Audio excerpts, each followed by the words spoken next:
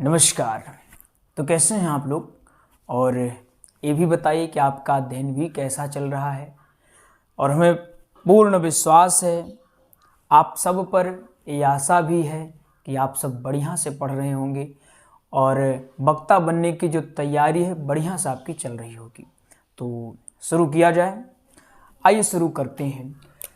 आज का जो विषय है वो थोड़ा महत्वपूर्ण है। पहले नाम जानते हैं कि विषय का नाम क्या है, ताकि हमें समझ में आए कि पढ़ना क्या है, किस दिशा में जाना है। तो जो आज का विषय है इसका नाम है नोट्स कैसे बनाएं। नोट्स कैसे बनाएं। आई बात समझ में? अब आप लोगों को समझ में आ गया होगा कि हमारे विषय का नाम क्या है, और अब हमें पढ़ने में आनंद भी आएगा। तो थोड़ा ध्यान को केंद्रित करना है, और एक बात राधे राधे अवश्य कमेंट बॉक्स में लिखना है। ध्यान आपका यहाँ होना चाहिए। तो इसके कुछ चरण हैं, उन चरणों के माध्यम से हम ये समझेंगे कि नोट्स कैसे बनाना है। सबसे पहले हम समझेंगे अर्थ, यानी ये नोट्स होता क्या है, पहले हम ये जानेंगे। उसके बाद हम ये जानेंगे कि इसकी उपयोगिता कैसी है। उपयोगिता का अर्थ आप लोग समझ रहे होंगे, उपयोगिता या फिर इंपॉर्टेंस या फिर महत्ता, महत्व। देखिए, वक्ता के रूप में नोट्स किस प्रकार हमें कारगर सिद्ध होगा। अगर नोट्स बनाते हैं तो हमें क्या क्या फायदे देखने को नजर आएंगे, और अगर नोट्स नहीं बनाते हैं तो क्या नुकसान हो सकता है, क्या नोट्स बनाना जरूरी है। ये सारी चीजें हम इस टॉपिक के माध्यम से कवर करेंगे। टॉपिक आपका क्लियर है? एक बार अगर क्लियर नहीं तो फिर से क्लियर करिए। आज का विषय क्या है? ए है। वीडियो के लास्ट में आपको ये लगना चाहिए कि आज हमने कुछ सीखा है। ये अगर आप वीडियो देखने के बाद ये नहीं सीख पाते तो वीडियो देखने का कोई खास अर्थ नहीं निकलता है। तो अर्थ, आज विषय कौन सा है जो जान रहे हैं, नोट्स कैसे बनाएं, उसमें पहले अर्थ जानेंगे, फिर उपयोगिता जानेंगे। इसके बाद जो प्रमुख है, नोट्स बनाने की विधि। क्या? बनाने की विधि, या फिर नोट्स कैसे बनाए, इसी को लेके आ सकते हैं। ठीक है, बात आ गई समझ में। अब इसमें हम चर्चा कर सकते हैं क्या? तो पहले आइए चर्चा करते हैं अर्थ के बारे में। इसका अर्थ क्या है पहले ये समझते हैं। देखिए, मान लीजिए कोई मोटी सी बुक है, ठीक है ना, कोई मोटी बुक है। समथिंग मान लिया ये बुक है, यहां समझते हैं, समझते चलना है अपने को। ये मोटी सी बुक है, ठीक है ना, ये बुक है। इसकी जो पेज की संख्या है 200 है, ठीक है ना, 200 है। अब आप नोट्स बनाने के लिए आतुर हुए कि हमें नोट्स बनाना है, और इस 200 पेज वाली जो पुस्तक है इसकी आपने महत्वपूर्ण याद रखिएगा। यहाँ एक शब्द हम लेके आ रहे हैं, महत्वपूर्ण। ये महत्वपूर्ण शब्द को विशेष याद करके चलना है, चाहे तो आप बना भी सकते हैं। 200 पेज वाली एक मोटी सी बुक है। आप इसको पहले पढ़ लिए, और पढ़ने के बाद आपने देखा कि जो महत्वपूर्ण टॉपिक्स हैं उनको आपने लिखा, और एक अपनी नोटबुक में उसको 200 को आपने कितने में कर लिया? आपने कर लिया समथिंग 50 से 60 पेजों में आपने कर लिया। अब आपकी इतनी मोटी जो बुक थी अब इतनी पतली सी, छोटी सी इतनी पतली हो गई। अब इसको आप आराम से एक स्थान पर दूसरे स्थान पर ले भी जा सकते हैं। आई बात समझ में आ गई होगी। नोट्स का अगर हम कहें कि अर्थ क्या है, आप लोग बताइए, तो क्या है आप लोग बता पाएंगे?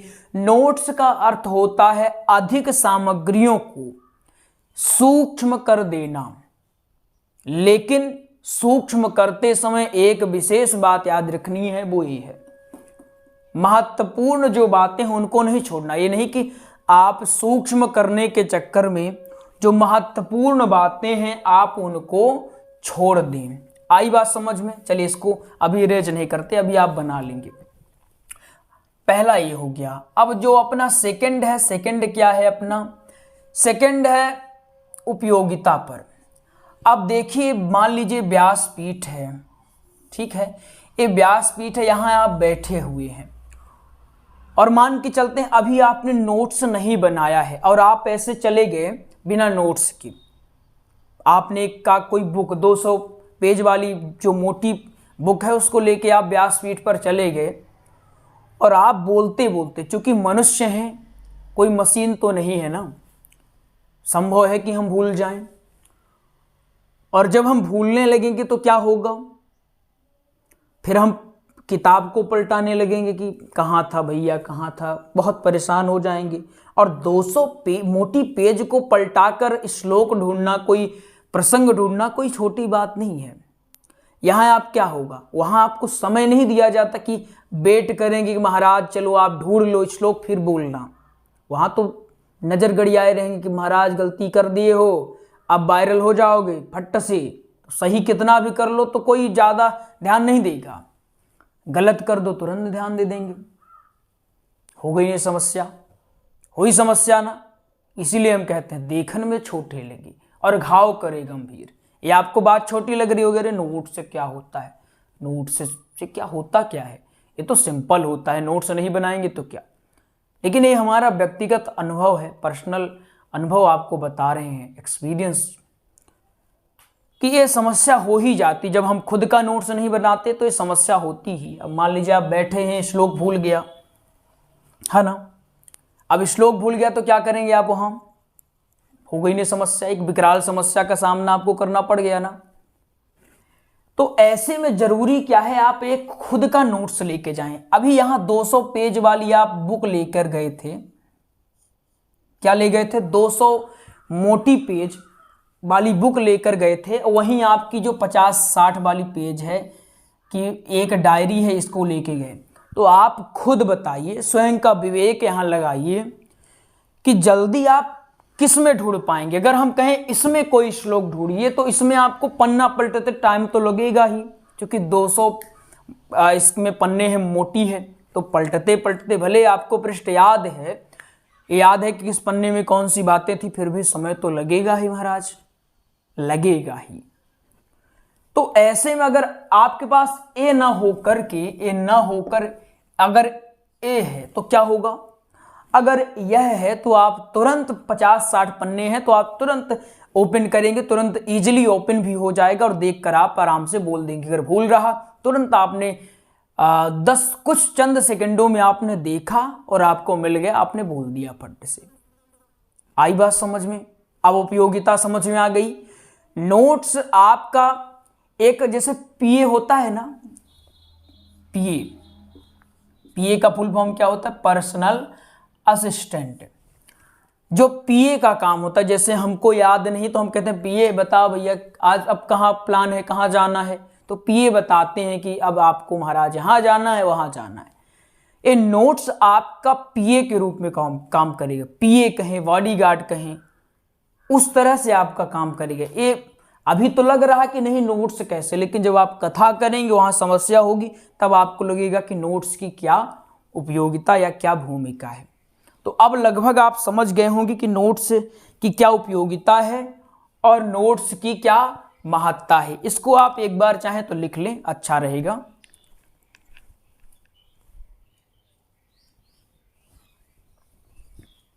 आ गई बात समझ में, कोई दिक्कत नहीं। अब चलिए जानते हैं अगले तथ्य को।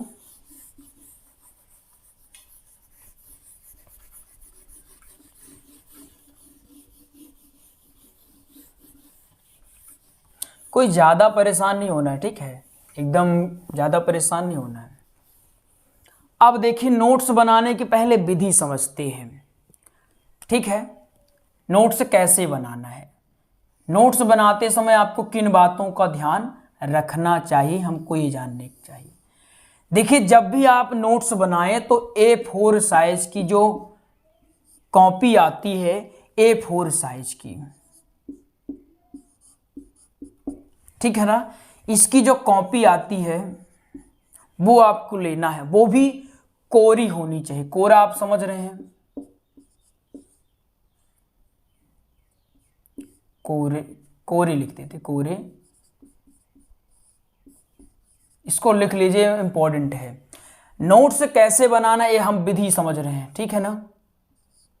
नोट्स बनाने की अपनी विधि, मान लीजिए कॉपी जो आप है ये आपको A4 साइज की लेनी है, ठीक है ना। एक कोरे कागज की होनी चाहिए। कैसी होनी चाहिए आपको दिखा देते हैं। ऐसी ऐसा रहना चाहिए, ठीक है ना। इसको क्या बोलते हैं पता नहीं आपको, ठीक है ना। लेकिन A4 साइज, यहाँ देखिए लिखा हुआ है A4, ऐसा लिखा होना चाहिए, ऐसे होने चाहिए, ठीक है ना, ऐसे। बट थोड़ा हार्ड होनी चाहिए, जैसे हार्ड है इसके जो पन्ने वो हार्ड हैं, ठीक है। ये देखिए कितने हार्ड हैं। ये हमारी डायरी है, हमने खुद इसको लिखा है, ठीक है। ये देखिए ऐसे पन्ने हैं ना, देख रहे हैं। ये कोरा, इसमें कोई लाइन नहीं है। कोरा मतलब कोई लाइन ना हो। लाइन वाली बेकार होती है। क्यों बेकार होती है? क्योंकि जैसे मान लीजिए, जैसे एक यहाँ बताते, जैसे हमने यहाँ लिख रखा है कुछ पूरा पाषाण काल के बारे में हमने कुछ यहाँ लिख रखा है। तो जैसे कोरे कागज होता है तो हमें कुछ अन्य चीजें जैसे यहाँ ऐड हम कर दिए तो वो हम ऐड नहीं कर पाते। लेकिन जब कोरा होता है तो हम कहीं भी कुछ भी ऐड कर देते हैं, वहाँ एक सर्कल बना दिए, अपना काम हो जाता है। ऐसा दिख रहा है ना। तो ऐसे आपको बनाना है। तो कोरा, वहाँ देख लीजिए, उनसे बोलिए दुकान वाले भैया से कि हमें कोरे कागज वाली कॉपी चाहिए और मोटी होनी चाहिए, ऐसी मोटी होनी चाहिए, ठीक है ना। और याद रखें कि इतने में ही आप सब कुछ कर ले, नहीं कि फिर दूसरी बुक ही आपको बना देनी। कम शब्दों में हमने पहले बता रखा है, ठीक है ना। पहला तो ये है कि कोरे कागज की कॉपी होनी चाहिए, ठीक है ना। फिर क्या है, इसमें टॉपिक बनाकर लिखना है आपको। कैसे? टॉपिक बनाकर लिखें। ये नोट्स बनाने की विधि बता रहे हैं। अब टॉपिक बनाकर लिखने का क्या अर्थ होता है वो भी समझिए। मान लीजिए आप भागवत का नोट्स बना रहे हैं, ठीक है ना। सपोज दैट आप भागवत का नोट्स बना रहे हैं, तो आप पहले क्या करिए, सबसे पहला काम आपका क्या होना चाहिए कि आप विषय वस्तु लिखिए। क्या लिखिए? विषय वस्तु, जिसको अंग्रेजी में सिलेबस कहते हैं। विषय वस्तु आप लिखिए कि पहले दिन की यह कथा है। समझ रहे हैं बात को? नहीं समझ रहे फिर समझाते हैं। जैसे देखिए, ये मान लीजिए कौन सा है, ये अपना पहला पेज है। यहाँ कुछ और नहीं लिखना है, यहाँ आपको सिलेबस लिखना है, विषय वस्तु, और लिखना है विषय वस्तु की कौन कौन सी कथा हमको पहले दिन। तो आपने लिखा सिलेबस, और सिलेबस के अंतर्गत आपने लिखा दूसरा, क्या लिखा कि पहले दिन कौन कौन सी कथा बोली। ये लिखिए, एक सेकंड, पहले दिन की कथा, ठीक है ना। आपने लिख दिया पहले दिन की कथा, उसमें भी विषय वस्तु ऐसे डालिए, ऐसे आपने इसको कर दिया।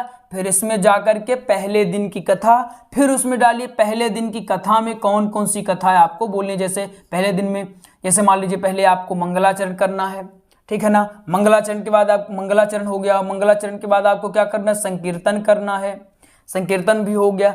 अब आप प्रसंग में प्रवेश करें, तो प्रसंग में प्रवेश करने से पहले क्या करते हैं, आपको भागवत के बारे में कुछ जानकारी देनी होती है, भागवत का परिचय आपको बताना होता है। तो आपने परिचय बता दिया। फिर आपको क्या करना होता है, भागवत महात्म में प्रवेश करवाना होता है, तो आप महात्म में प्रवेश करवा दिए। आ गई बात समझ में। फिर भक्ति महारानी की जो कथा है उसको आपको बताना होता है, वो बता दिए। फिर आपको गोकर्ण के और धुंधकारी के चरित्र बताना है, वो आपने बता दिया। यहाँ भी केवल और केवल टॉपिक लिखना है कि हमको ये पहले दिन में बोलना है। इससे फायदा क्या होगा? इससे फायदा ये होगा कि जब आप कथा करने जाएंगे, मान लीजिए आपको पन्ना पलटाने का समय नहीं मिला, आपने मंगलाचरण बता दिया, उसके बाद आपको भूल गया कि अब क्या बोलना चाहिए। उसके बाद धुंधकारी बोलें कि भक्ति महारानी वाला प्रसंग बोलें, भूल गए आपको। तुरंत आपने देखा कि आपने सिलेबस क्या लिखा है, आपकी विषय वस्तु क्या है, आपने तुरंत ओपन किया, आपको मिल जाएगा। ऐसे ही आपको बाकी, ये तो पहले दिन का हो, ऐसे ही बाकी आपको 6 दिन का और करना है। अगर राम कथा करने हैं तो 9 दिन का बनाइए, अलग अलग चैप्टर करके बनाए कि पहले दिन हमको ये बोलना है, दूसरे दिन ये बोलना है। आ गई बात समझ में? क्या करना है, पहला काम है कोरे कागज में, दूसरा काम है टॉपिक बना कर लिखिए, ठीक है ना। तीसरा काम है विषय वस्तु आपको लिखना है। जो चौथा और महत्वपूर्ण कार्य है इसमें, इसको शामिल कर लीजिए, जगह छोड़ना है। बताते हैं कैसे, जगह छोड़कर लिखें। पहले बताते हैं कैसे, फिर क्यों। अब देखिए, हमने यहां लिख के रखा है कुछ,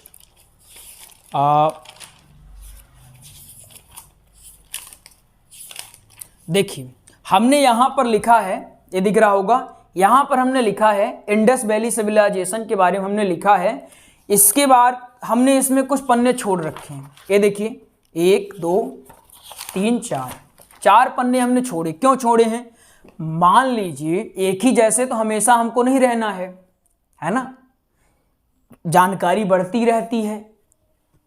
मान लीजिए किसी पुस्तक को आपने पढ़ा, किसी ज्ञानी जन को आपने सुना, तो आप उसको ऐड करने के लिए, कुछ नई चीजों को ऐड करने के लिए कुछ पन्ने छोड़ दें। कि अगर मान लीजिए धुंधकारी वाले प्रसंग में आपको कुछ गूढ़ बातें, इसमें रहस्यमयी बातें कुछ डालनी हो गई, तो आप कुछ पन्ने छोड़ दें, 1-2 पन्ना छोड़ दें, जिससे आप कभी भी चाहें कि धुंधकारी वाले प्रसंग में या महात्मा में या भजनों में कुछ भी ऐसा है कि कुछ ऐड कर दें, तो ऐड ऑन आप आराम से कर पाएं। आई बात समझ में?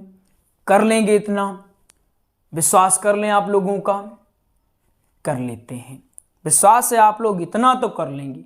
A4 साइज लेना है कॉपी और आराम से इसमें लिखना है, लेकिन केवल और केवल महत्वपूर्ण चीजों को, है ना। अब जैसे आपको क्या करना, मान लीजिए आपने 100 शब्द पढ़ा, है ना, आपने 100 शब्द का कुछ पढ़ा, तो उसको आप संक्षेप करके, उसको क्या बोलते हैं? संक्षेपण। क्या बोलते हैं? संक्षेपण। जो हिंदी साहित्य के विद्यार्थी हैं उन्हें पता होगा संक्षेपण का क्या अर्थ होता है। संक्षेपण का अर्थ होता है किसी भी बृहद बात को सूक्ष्म करके लिखना ही संक्षेपण कहलाता है। बहुत सारी बातें उसको संक्षेप में लिख देना क्या कहलाता है? उसको संक्षेपण कहा जाता है। जैसे मान लीजिए कोई अधिकारी है, कोई नया कानून आया, उसको समझना है उस कानून के बारे में, तो वो पूरा सब कुछ सुनने के लिए नहीं बैठा है, क्योंकि अधिकारी है वो, तो वो जो रखा हुआ है कुछ उसके जो असिस्टेंट वगैरह हैं वो आएंगे, तो बहुत लंबी, अगर 1 घंटे की बात है तो 1 घंटे वो उसके पास समय नहीं कि सुनेगा, तो वो बोलता है आप 20 मिनट में इसको हमको पूरा बढ़िया से समझा दो, ब्यौरा बता दो। वही आपको भी करना है। 100 शब्द हैं, इसको संक्षेप में करके आपको 20 से 25 कर देना है। आई बात समझ में? मोस्ट टॉपिक आपको इसमें कर देना है। अगर आपको ये भी जानना है कि हम संक्षेप कैसे करें, तो आप कमेंट करिएगा, तो हम बता देंगे, और हमें ये विश्वास है आप लोग संक्षेप तो कर लेंगे। लेकिन अगर नहीं कर पाते हैं तो अगली वीडियो में हम आपको बता देंगे संक्षेप कैसे किया जाता है। एक कोई टॉपिक लेंगे, उस टॉपिक को संक्षेप करके हम आपको बता देंगे। ये नोट कर लीजिए। आइए एक जानकारी आपको देते हैं क्लास और नोट्स की। अभी हाल ही में अपनी ऑनलाइन क्लास भी स्टार्ट हो चुकी है, नोट्स तो मिल ही जाएगा आपको आसानी से, कोई दिक्कत इसमें है नहीं। जो ऐसा जिनको लग रहा है कि नोट्स हमसे लेना चाहते हैं कि नहीं गुरुजी आप बनवा के हमको दे दीजिए नोट्स, तो हमने बना दिया। हमने भागवत जी का श्री राम कथा का और सत्संग का, इन तीनों का हमने प्रॉपर नोट्स तैयार करवाया। क्या तैयार करवाया है? प्रॉपर नोट्स हमने तैयार करवाया। जो भागवत जी का नोट्स है, इसका नोट्स आपको 489 रुपए में, जो श्री राम कथा का नोट्स है 599 का, और सत्संग का नोट्स आपको 441 रुपए में मिल जाएगा। इसके लिए करना क्या होगा? इस नंबर में आपको कॉल करना होगा। नंबर क्या है? 8269386376। इस नंबर में आप कॉल कर लें। आपको नोट्स की बेहतर जानकारी अगर चाहिए कि और कुछ चाहिए, हालांकि हमने बता दी ये नोट्स ऐसा है, सिंपल शब्द में कहें तो आप नोट्स का अध्ययन करके आसानी से कथा कर सकते हैं।